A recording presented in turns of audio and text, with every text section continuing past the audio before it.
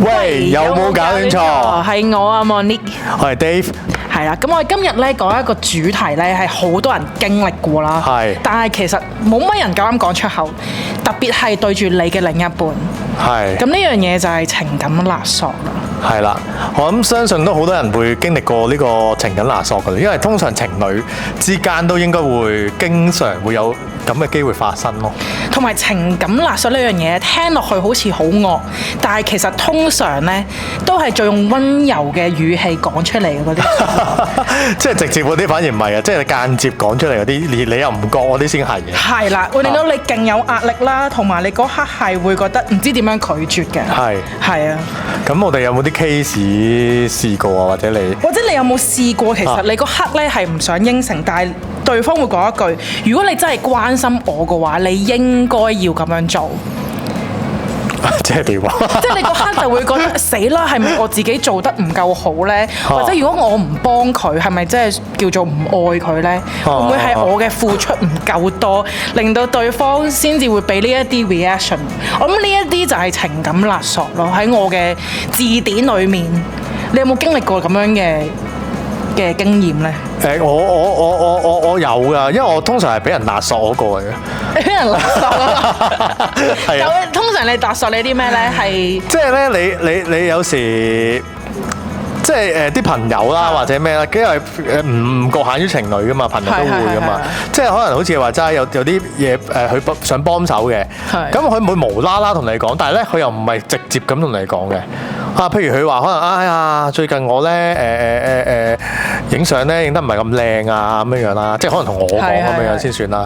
咁我要俾反應噶嘛，即係你咁樣講，我一定要即係 suppose 朋友或者咩都好啦，咁都要俾啲反應唔係嘅，應該係咁樣影嘅。跟住佢可能話咁不如你教我啦。咁我一話好咧，咁啊賴嘢噶啦，成件事咧我就要即係 join 咗落去咁樣咯，就變咗係你主動提出。係啦，幫佢手，即係啦。咁我都試過係，譬如我幫下唔幫嘅時候咧，佢會責怪我嘅。咁但係成件事唔係我起先噶嘛，你明唔明？但係個主動權好似變咗我起先咁樣咯。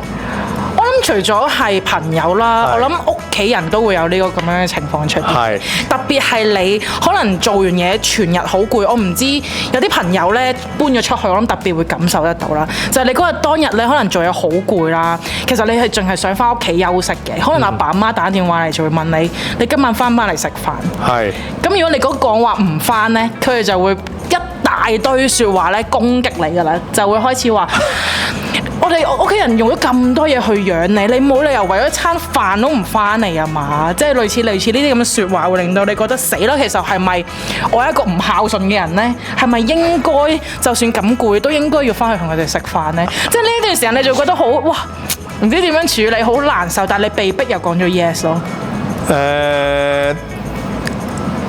我就試過咁樣去俾我父母就責怪呢個有嘅，咁啊，但係我又覺得不過呢個 case 咪即係如果你話呢個咁嘅例子咧，我又覺得有啲唔係咁恰當嘅。點解咧？因為你食飯你可能係應承咗，或者平時你咁樣食飯，你突然間唔翻嘅時候，佢會怪責你噶嘛。咁但係譬如有啲 situation 你唔係突然間嘅，即係我頭先講個 case 咧，唔係，我個 case 係突然間嘅，就唔係啲慣常咁樣樣咯。咁啊，可能我啲先會係情緒勒索。咁如果你呢啲，譬如屋企人咧，我覺得係，譬如好似咧，識我媽咁樣樣啦，佢即係有乜唔開心或者一啲事發生咧，佢都會揾我嘅。佢就經常都會情緒勒索我噶啦，因為佢嚟一講咧，講俾我聽嘅時候咧，咁你通常做仔女一定要應承㗎嘛，你冇得假，即係你朋友都可以 say no 噶嘛，但係你屋企人有時好難 say no 噶嘛。都係嘅，因為始終有嗰種世俗嘅觀念係需要幫，同埋其實你都感受到屋企人嘅愛嘅。係啦，咁所以我覺得嗰件事係睇下你常唔常發生咯，常發生你平時都係咁樣樣嘅咧，咁可能你已經平常已經習慣咗個俾佢情緒勒索嘅，即係好似我媽咁樣。咁但係你譬如有時伴侶唔係噶嘛，因為你嗰啲唔係日日都會喺度係啦見面啊或者咩，咁佢有啲突發事或者朋友都係喺個突發事嘅時候想你幫手，但係佢又唔好意思，我唔知啊，定唔想咁直接，定還是佢有啲人係本身個人係咁樣人設㗎嘛，即係佢本身係一有事嘅時候就係會自然咁樣借啲意咁樣問人，跟住 say 個 yes 就俾晒個答案嚟㗎嘛。我唔知有冇啦，但係我身邊都有啲朋友係咁嘅 case 咁樣樣咯。我諗好多事情上，可能喺伴侶嘅相處上會多啲遇到呢啲 case 嘅，即係可能我同我身邊嘅朋友都可能都會經常遇到呢啲，就假設可能係。如果你係想做某一樣嘢啦，咁但係你個伴侶唔想做嘅時候呢，咁佢就會同你講話：如果你咁愛我，你應該知道我唔想咁樣，係啦，應該知道。嗱，你應該呢兩個字，我覺得已經係好情緒勒索。我知啊，對我嚟講，即係正如嗰啲咩女仔話你唔愛我啦，你唔做呢樣嘢。冇錯，好似表面上咧，好似表達緊感受，其實咧，我覺得就係將對方咧推入去一個就係你唔照做就唔愛我嘅一個位置上面咯。係啊，呢個係一個陷阱嚟㗎喎。係啊，同埋我覺得程度上就係好多用呢啲責任感啊，同一啲內疚感去令到你冇辦法唔 say yes 咁樣咯。係，所以其實係有啲即係，所以頭先講話對一啲比較有責任心嘅人嚟講咧，一跌咗落去你就得。真係奶拉晒嘢㗎。係啊，係啊，咁你本身你有冇試過咁嘅情況啊？都有嘅，但我覺得好多時候咁樣嘅情況會喺嘈交上出現多啲咯。有冇啲例子？即係假設可能大家對於工作上嘅一啲方式啦，咁即係傾一傾啦。即係我同我男朋友咧，而家就一齊創業啦。咁好多時候，除咗呢樣嘢一嚟，其實好難去平衡嘅。咁但係好多時候就會代入咗有少少情緒勒索嘅對方，或者其實我自己未必知，我自己都可能會做到咁樣嘅東西。咁可能有時候喺傾一啲工作上嘅時候，佢就會有少少加插咗一啲情緒勒索咯，即係你就會將啲私人情緒撈落去，就會同我講，可能你識咗我咁耐，你係我女朋友，你應該知道我嘅處事方式係點樣，係啦，咁你應該係要用呢啲方式同我去相處咯，而明知你知道點解你唔去做呢樣嘢呢？但係某程度上我會覺得係。Even 我了解呢個人，但係喺我嗰刻，我嘅感受唔想去做呢件事咯。係啦，咁你就會嗰刻就會諗，其實我係應該要去考慮對方嘅情緒多啲啊，但係其實應該要考慮當刻自己嘅感受多啲咧。呢樣嘢其實係難平衡嘅，亦都正係好似處於喺嗰個其實佢係咪做緊情緒勒索嘅界線裏面啦？你會覺得係嗱，如果你話呢個咁嘅 case 咧，我嘅處理嘅話咧，我會直接同佢講話，我唔想咯。咁但係我會解釋翻咯，因為好多時我覺得情緒勒索係咪因為佢冇解釋翻你當一刻嗰個你自己嘅情緒啊？係。因為你淨係顧緊你自己嘅情緒，佢去 bully 我嘅時候，咁我都有情緒噶嘛，我都係人嚟噶嘛。咁我個情緒你有冇接納咧？嗱，譬如好簡單，當你睇戲咁樣啦，我當一個例子。你好想睇嗰套戲，即係當你 let's say 你男朋友，咁啊跟住你唔想睇，咁有時真係唔想噶嘛，即係去睇到哇咩好悶，我唔知有啲文學片咁樣，但係你唔想睇嘅時候，咁你會點咧？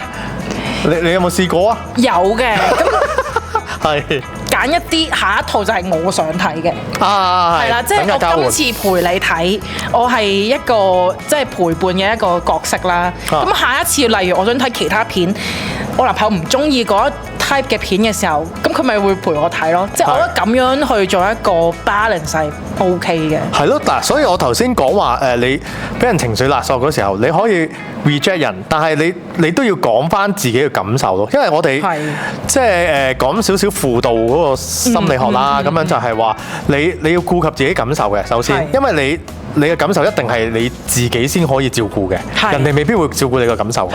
咁所以你 say 咗 no 之後，但係問題係你都要講翻你自己當下嘅感受俾人聽，等人哋去理解你嘅感受咯。因為對方你男朋友可能未知你當刻嘅感受係點樣樣噶嘛。咁所以呢個係一個其中一個解決方案，就係你要講翻自己感受俾對方聽啦，同埋你要解釋翻咯，即係我點解我有咁嘅感受啊？可能你咪講翻咯，我唔中意睇文學片，我覺得好悶。咁呢個係你自己嘅感受嚟噶嘛？咁你梗係要講噶啦，冇理由哇你開心啫，唔代表我開心噶喎。我覺得另一樣難喺呢個溝通嘅過程當中就係個情緒咯。係啦，即係好多時候已經去到一個爆就係爆啊！點死啦！我點樣可以令到佢明白得嚟，又唔有產生衝突咧？嗱，呢個就係我覺得係比較難嘅一個 topic 同埋好深遠啊，因為大家可能本身自己個生活模式都唔一樣，或者溝通模式都唔一樣嘅時候，你點樣去揾到一個共識點？呢個就真係要睇下，呢個就係平時我覺得情侶講嗰個夾唔夾咯。係夾唔夾都緊要呢樣。同埋呢樣嘢，我覺得要磨合㗎，即係你唔係話一次咁樣嗱，一次情侶勒索冇所謂啫，好似你話齋，喂，你今次陪我睇，咁10次你都陪你睇，但係佢冇一次陪你睇，咁點咧？但我覺得咧，做情緒勒索嘅人，某程度上咧，佢個刻係真係自己解決唔到個問題。咁佢先會 drag 其他人落佢個人生度去完成嗰個 task。咁我覺得喺溝通上咧，我覺得第一樣嘢就係要俾人，即係或者俾對方知道你 receive 咗嗰個 message， 佢需要幫手咯。即係你可能我明，即係你求救咁樣樣，即係你要俾人知。係啦，即係對方同你講咗呢樣嘢，你會可能同佢講，OK，我而家明白你嘅情緒，我明白你嘅處境，但係即係你可能用咁樣嘅方式同對方講，其實會唔會令對方又下咗啖氣之餘，佢會有心機聽你講你嘅部分咯？呢個，我覺得我絕對認同你嘅，因為咧。呢個又講起溝通學啦，溝通學咧係要有回應嘅，即係我同你講，譬如我同你講當你頭先咁話齋啦，我同你講咗個感受，咁你都要講翻個感受俾我聽嘅時候，咁我都要俾少少回應噶嘛，因為我要即係譬如我同你講緊嘢嘅時候，你唔回應，我唔知你係收唔收到我講嘅嘢噶嘛，即係你頭先講呢樣嘢啊嘛，就係因為往往就係咁樣就會衍生咗好多衝突，最後就會有情緒勒索嘅情況。係啦，所以我覺得溝通上最初嘅時候，當對方話咗佢嘅難處俾你聽咧，有適當嘅回應先至係好。係啦，縱使你嗰一刻可能解決唔到佢當時嗰個問題，但係你都可能講少少我而家暫時未解決到，可能我哋一齊諗個辦法啦。還是可能話我哋不如唞一唞先，再諗下其他嘢，再翻嚟呢個話題咧。即係你點都要俾少少回應咯，因為呢個除咗對情侶之外咧，其實朋友我都試過真係有咁嘅狀況嘅。係啊，但係你當一刻，首先你就係唔好俾自己情緒，即係唔好俾佢嘅情緒影響到你嘅情緒，因為有時你知發情緒嗰個就係發 message 嗰個喂好敏嘅，哇你都唔明白我嘅，呢我條女嚟嘅喎，你點解唔明白我啊？咁佢咁樣嘅情緒底下，喂你係人，你收嗰個你都會敏㗎嘛，你可能都會有情緒㗎嘛，咁所以呢個我覺得就涉及到真係你會唔會控制到自己情緒嚟去問翻人咁樣咯，呢個係好，我覺得。係比較難嘅，一段長期嘅關係，我諗呢個溝通嘅模式好緊要咯。唔係嘅話，成件事就會變翻一個 loop 㗎啦。即係佢逼你去應承，你應承咗，你唔開心，跟住下次因為佢知道呢一個方法係得到佢想要嘅嘢，佢又下次從同樣嘅方法又叫你去做同一樣，即係另一樣嘢啦，或者咁呢一個模式其實永遠都 break 唔到嘅。所以其實我哋發現嗰個重點點樣去解決咧，係個溝通上，嗰個方式係點樣去調節啦。我諗相信係或者自己嘅修行啦。雖然我諗好多人都做唔到嘅，我自己都做唔到嘅，係。唔係，但係我睇過啲書話咧，你自己俾一個類似5秒定律啊，定唔記得3秒定律咁樣，即係就係喺你呢個收到，但係當然你嗰一刻你要知道，譬如你開始情緒勒索我啦，即係可能你 feel 到另一半或者另個朋友嘅時候，你自己要單機，即係停一停5秒，諗一諗，或者cool down翻自己嘅情緒先，或者收咗佢嘅情緒，理解下先，跟住先再講出嚟，就冇咁容易發脾氣咁樣咯。都係嘅。係啊，即係要俾咗自己少少嗰個 break time， 自己去靜一靜咯。咁但係當然呢個真係要靠人嘅修為啦，我覺得唔係個個都做到。咁我覺得同一樣嘢，你都可能諗嘅時候會諗下，其實佢 guilt trip 緊呢樣嘢，其實係真係一個內疚感啊，定係你對呢件事有責任咯？我諗呢樣嘢都要諗下，即係可能有啲嘢係佢唔滿意你嘅表現，而去做呢件事，去逼你做到佢想要嘅效果。明。咁可能呢件事的而且確係 related 到你嘅。咁可能點樣喺自己嗰方面做好自己嘅責任，之後再同對方去溝通，我諗呢樣嘢都係嘅。我諗呢個就真係要理解係當時輸出即係講啲乜嘢俾你知咯。係。咁啊，但係你同埋你大概都知道啊，到底嗰樣嘢到底係佢自己發生啦，即係個問題啊，定還是真係自己都有問題咯？咁但係如果自己自身有問題嗰個，都係要靠你頭先話自己嘅修為。你到底聽咗之後，你會唔會知道自己嗰個責任先？係。嗱，所以呢個就我反而覺得係你講得啱，就係你要定義到咯，你要分辨到咯。係。係啊，所以你喺當一刻，我就頭先講話，你冇情緒底下，你要接收咗佢嗰啲資訊之後，跟住你再講翻出嚟嗰下。係你點樣有情緒嚟講啦，定冇情緒嚟講咯？咁啊，所以呢個我覺得係要練習嘅，唔係咁簡單嘅。係嘅，真係唔容易。所以話情侶係一個好或者夫婦啦，即係關係裏邊都係一個好係一個修行咯，即係啲人話。係嘅。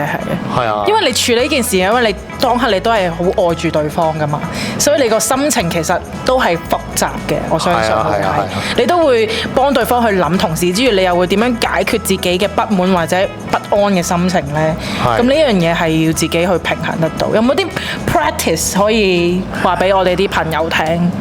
哇嗱！